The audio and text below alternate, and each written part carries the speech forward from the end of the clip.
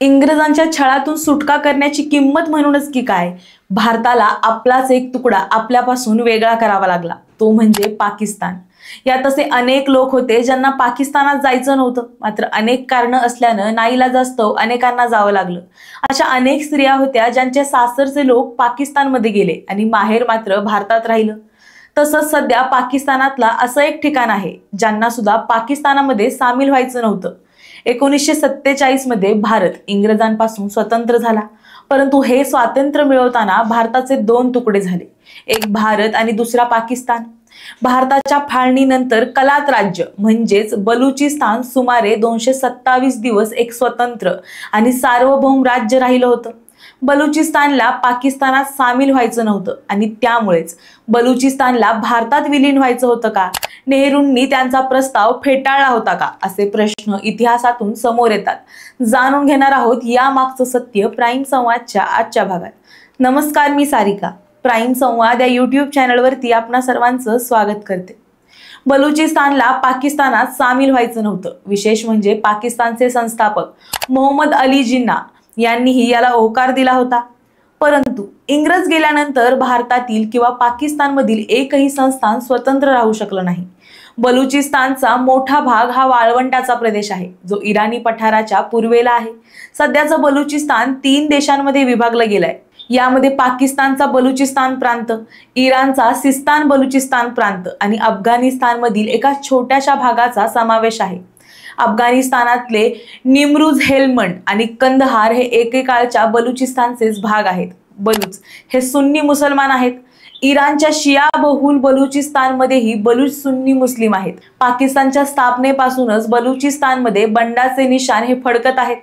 तेव्हापासूनच इथं सातत्यानं आवाज उठवला जातोय. परंतु बलुचिस्तानमध्ये चीनच्या घुसखोरीनंतर परिस्थिती अधिकच गुंतागुंतीची झाली आहे.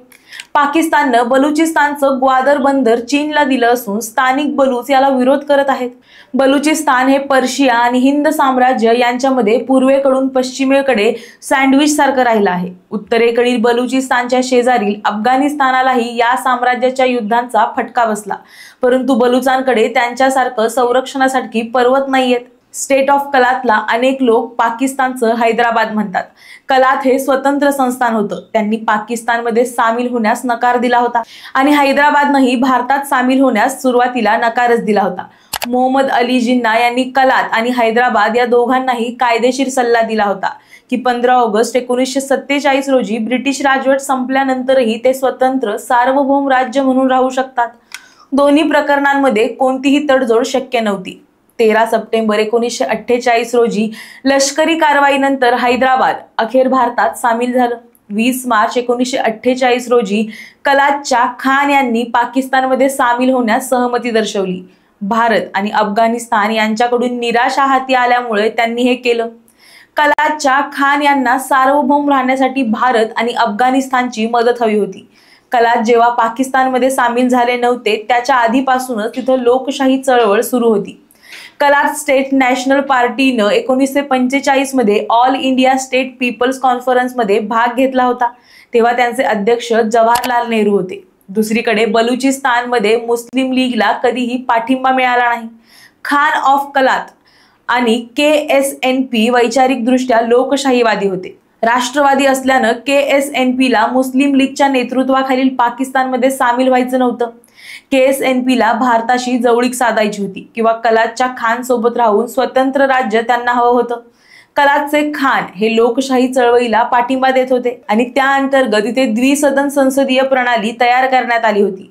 कलातच्या संसदेचा असा विश्वास होता की बलूच केवळ मुस्लिम आहेत म्हणून त्यांनी पाकिस्तानचा भाग बनू नये.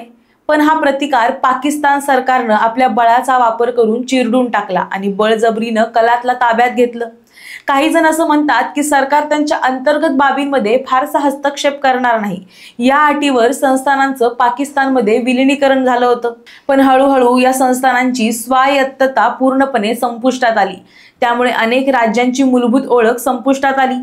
बलुचिस्तान हे देखील त्याच संस्थानांपैकी एक होतं. बलुचिस्तान कोणत्याही प्रकारे पाकिस्तानमध्ये सामील होण्याच्या बाजूने नव्हता. पाकिस्ताननं जबरदस्तीने त्यांचा समावेश केला. खान ऑफ कलात यांना स्वतंत्र कलात हवं होतं, पण पाकिस्तानला हे नको होतं. लहान राज्यांसाठी स्वतंत्र राहणं इतकं सोपं नव्हतं आणि त्याचमुळे बलुचिस्तानमध्ये काहीही झालं तरी कलात राज्याच्या नवाबानं कलात राज्य भारतात विलीन करण्याचा प्रस्ताव मांडला होता. पण नेहरूंनी तो प्रस्ताव स्वीकारला नव्हता, असं भारतीय प्रसार माध्यमातील काही समूहांकडून आजही म्हटलं जातं. पण इतिहासकारांच्या मते स्टेट ऑफ कलातला भारतात विलीन व्हायचं होतं, यात कोणतंही ऐतिहासिक तथ्य नाही. खरी गोष्ट अशी होती की खान ऑफ कलात यांना वेगळा दर्जा हवा होता आणि त्यासाठी ते इराण, ब्रिटिश साम्राज्य आणि पाकिस्तान आणि भारताबरोबर चर्चा करत होते. मुबारक अली म्हणतात की स्टेट ऑफ कलातनं कधीही भारतात सामील होण्याची ऑफर दिली नव्हती. कलात राज्याला स्वातंत्र्य आणि सार्वभौम राहायचं होतं. कलातला स्वतंत्र ठेवण्यासाठी त्यांना नेहरूंची मदत हवी होती, पण कलातच्या खान यांनी भारतात सामील व्हायचं आहे असं कधीही म्हटलं नव्हतं.